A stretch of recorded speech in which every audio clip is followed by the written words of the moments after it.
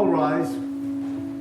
Welcome to the Irish Courts podcast. This is our first series, where we explore seminal cases and key moments in the evolution of the Irish court system. In this episode, we look at the shift from the courts of the British administration to the new courts that were established in 1924. From revolution to a new court system will be explored by Gerard Hogan, Judge of the Supreme Court, and Chief Justice Dónal O'Donnell. The new court system was provided for by the Courts of Justice Act of 1924, and that act is still in force, more or less, albeit with changes, over the last 100 years.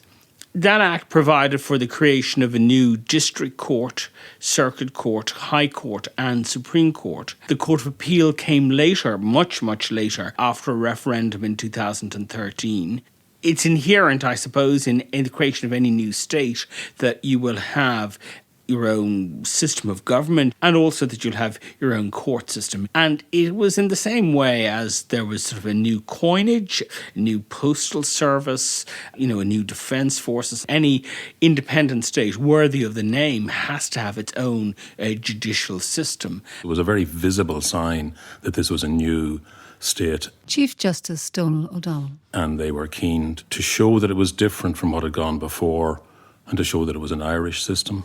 I suppose to that one might add that the Dáil courts, as they operated between 1920 and 1922, demonstrated both to the Irish public and, just as perhaps as importantly, to people abroad, that we were capable and were operating a sort of independent state even before that formal independence was granted. They were done fairly informally. The Dáil Supreme Court, which possibly sounds grander than it actually was, combined the functions of a High Court and Supreme Court. But over and above that, you had Dáil courts operating in rural communities right throughout the state, often with members of the IRA on guard. They were very, very successful in undermining the authority of the British courts in Ireland, which did not have a great reputation in the country, mainly because they were enforcing British laws, often were thought to be, possibly a bit unfairly, to be loaded in favour of the landlords and, the general apparatus of the British state. So, that was yet another reason why there had to be an independent court system in order to reinforce the autonomy and authority of the state. But in fact, there was a real substance to the change, and what was recognised at the time, and perhaps has been lost sight of, was quite a significant and radical change of a legal system. And the key feature in it was very significant decentralisation, taking work away from Dublin, putting it into the newly established circuit courts and into the district courts. The theory there and the idea and the reality was to try and bring justice closer to the people and make it more apparent that this was our system. And the big change in 1924 was that the district court would now be staffed by professional judges who had legal training. Because you were replacing a system outside Dublin, which had been a system of petty sessions presided over by resident magistrates, which would have been drawn from the local aristocracy, with a system of fully professional lawyers.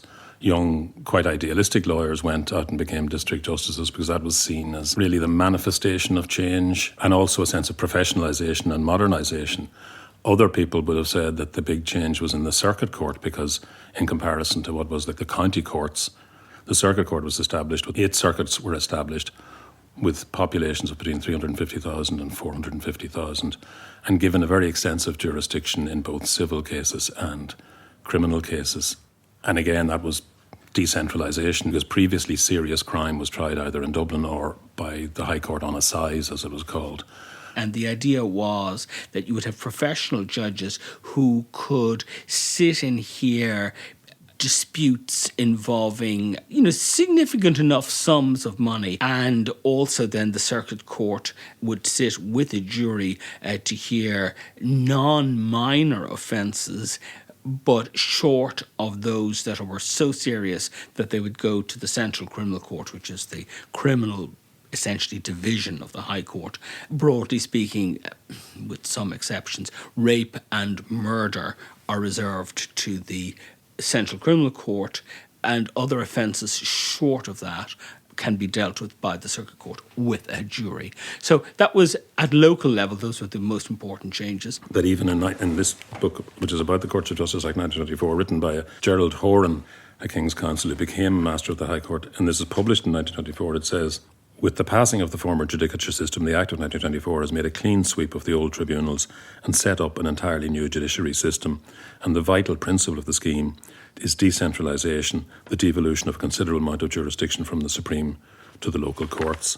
And I think that was accurate, and it's interesting to see it being said at the time through the eyes of somebody who had been practising in the old system. And what struck him was the novelty, the reforming nature of a lot of the changes, and to some extent the radicalism of the changes, of testing what we have and saying, if it's worked, that's a good thing to maintain and we should see what we can do to preserve it. But are there ways in which it can be improved or adapted or changed? That's what they did in 1924. It's a spirit that's worth reconnecting with in 2024, I think. If we could summon up the shade of any of the judges who served in the High Court, Supreme Court from the 1920s, what's there today, is recognisably pretty well the same. There is now a right of appeal to the Supreme Court. Introduction of a Court of Criminal Appeal, that was the first time that was done. There had been a form of appeal possible, but the idea of a professional Court of Criminal Appeal here with jurisdiction to hear appeals from all trials and indictment, whether in the new Circuit Court or in the Central Criminal Court, that was seen as a piece of modernisation. There was the possibility, which was very contentious at the time, of a further right of appeal from the Supreme Court to what was known as the Privy Council in London, which was a sort of a, if you like, an imperial court for the empire.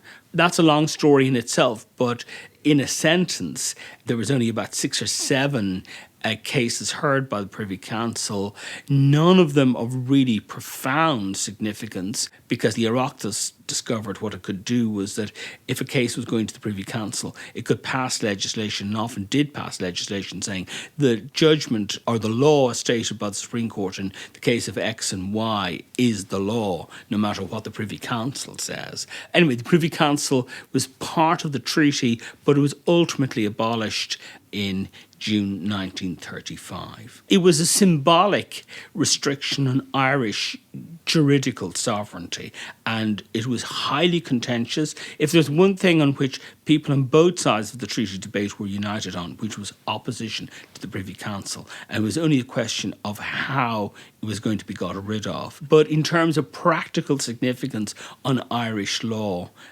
leaving aside the symbols, it had no real day-to-day significance. The other changes that were really quite significant were the change in relation to the oath was important. Section 99 of the Act introduced what is in fact a declaration, but it was a declaration not in the name of the King, even though the Free State was still a dominion.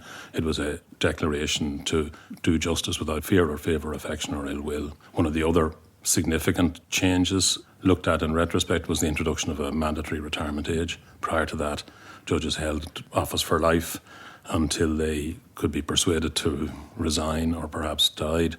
The legal profession was changing quite dramatically with the changes in the population and the change in the system. So it would have been said that in 1916 there were very few supporters of the rebellion among the legal profession. As time went on, obviously that changed, but it tended to be younger people coming through university, qualifying and coming to the bar. So it was young barristers and solicitors in their 30s. I think quite idealistic in what they thought they were achieving and wanted to achieve. One aspect of that was the emphasis placed on the Irish language and the use of the Irish language in courts. They were chosen by the government. They tried to be as fair as they could. So the initial cohort of judges, in terms of religious and political background, it had a significant minority presence. in order to show and reassure members of the minority community that they would be fairly treated in the new state. Much in the same way as they did with the Seanad of the Irish Free State, where a lot of the appointed members came from that community. There was a degree of tension behind all that idealism.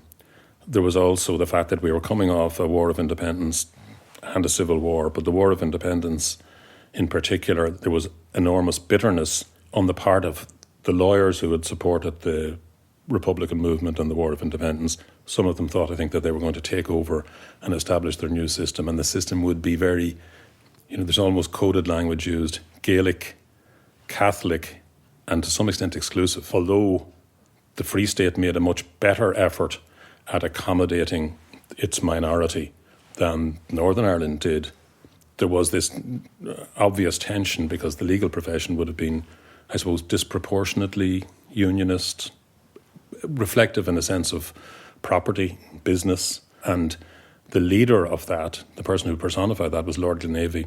Lord Glenavy was the leader of the Southern Unionists, Carson's advisor. He was a very, very successful and, by all accounts, excellent barrister.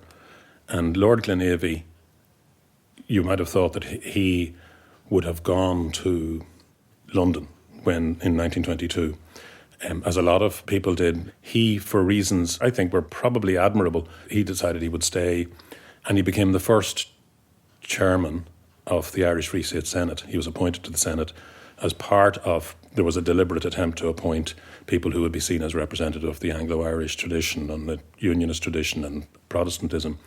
And in that capacity, he was also part of the Judiciary Committee.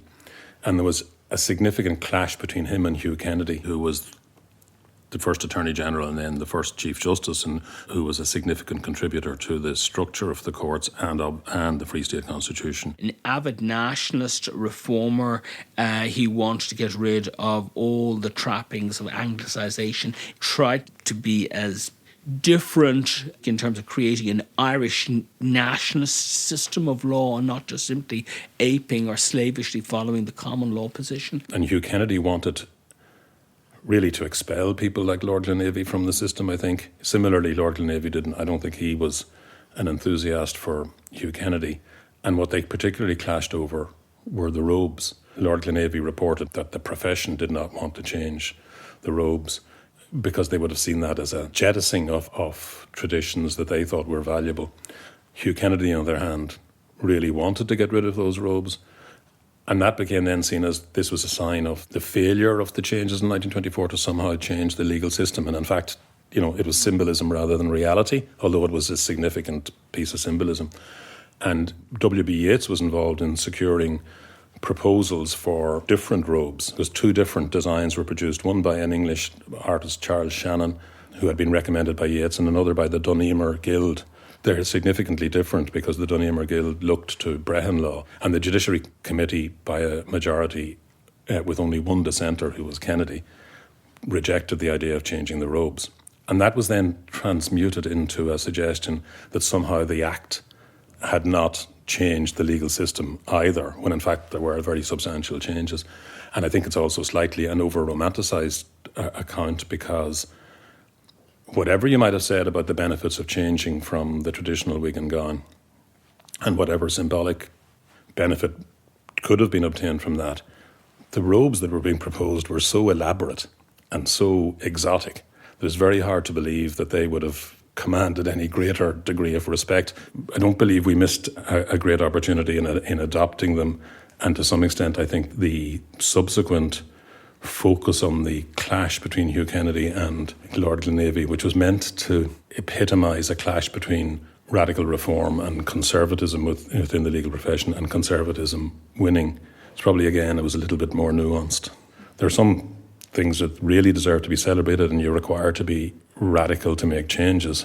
But there were some times when you hear the language of Hugh Kennedy talking about the voice of the Gael taking over the Irish courts. There's a little bit of a code there, and that was also, in a sense, was part of that unhappy period after that initial enthusiasm after 1922, and then the Catholic Church attempt to take control, and there seemed to be only a single version of Irishness And that was felt, I think, within the legal profession because, as I say, that was quite mixed.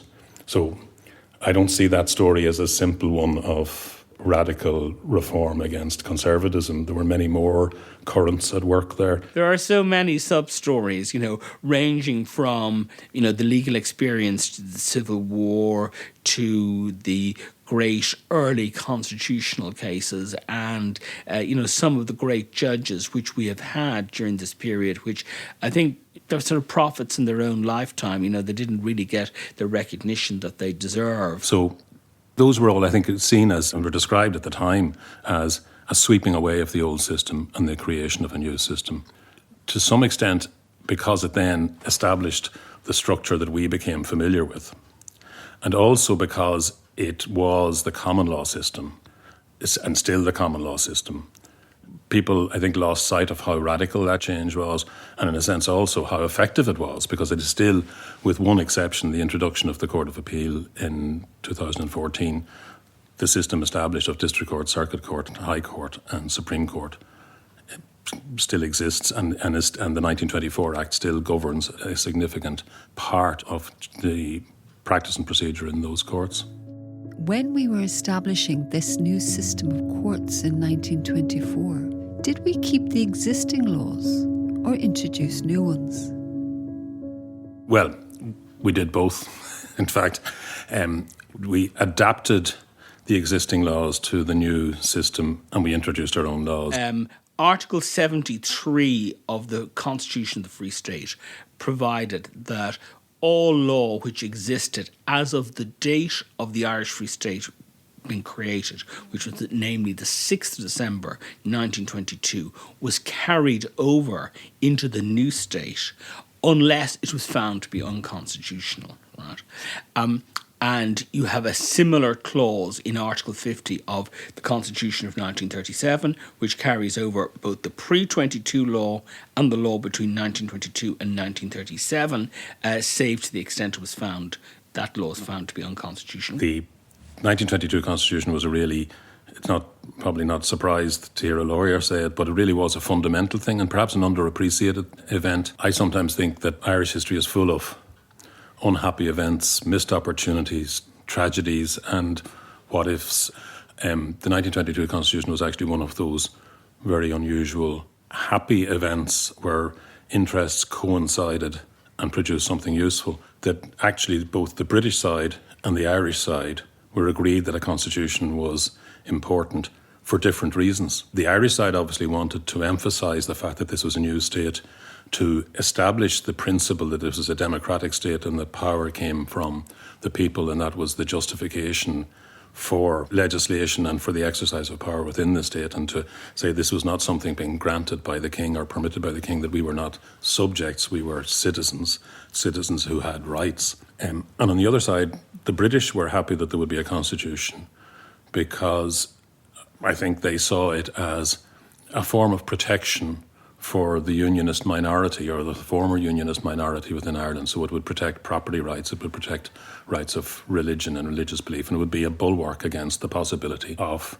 the new state becoming a Catholic state that would expropriate the former unionist minority. So there was, to a degree, a happy degree of convergence on the idea of a constitution, not necessarily on the detail. And of course the first draft was rejected in London, but it still was itself a radical document, and it very significantly established much of the structure on which the 1937 Constitution was based. There's a very clear connection between the two. So in a funny way, people look back on the 1922 Constitution as a failure because it went out of existence after 15 years and it had a significant flaw which had been unanticipated, which was the of amendment by ordinary legislation. We didn't have the structure which we had post-1937, where significant changes of the Constitution are made by decisions of the people in referendum.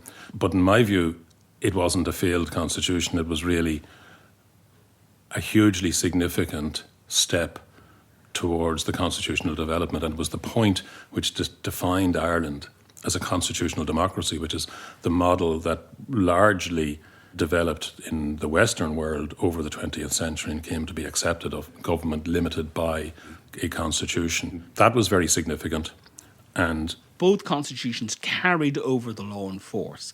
And the law consisted of mainly, but not exclusively, 19th century legislation and the common law, which was, if like, the judge-made law, which had originated in England in the 13th, 14th century, and that was carried over as well. So what you had was collaboration, or if you like, the compromise between the theoretical, the idealistic desire to start afresh, and the pragmatic requirement to run a country with laws, and the recognition that many of the laws that were in existence at the time made sense or were effective or could be operated. So you had a largely beneficial process of that old existing corpus of legislation and common law being adapted into the new Free State and pushed, if you like, through the filter of the Constitution and constitutional thought, which allowed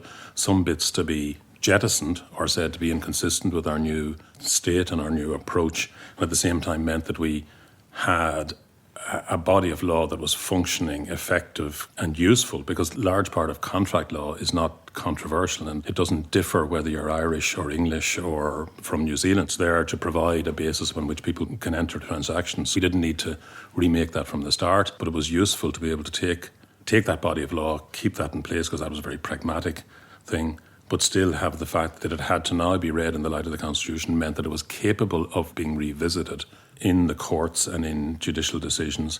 And that was a significant part of independence as well, I think. Now, 100 years later, you can say that a great deal has changed, and the significance of certainly pre-1922 statutes is, I shan't say has vanished completely, but is certainly in practice greatly diminished. That has accelerated during my own legal lifetime because the Oireachtas has gone around effectively repealing and updating and changing a lot of pre-1922 law.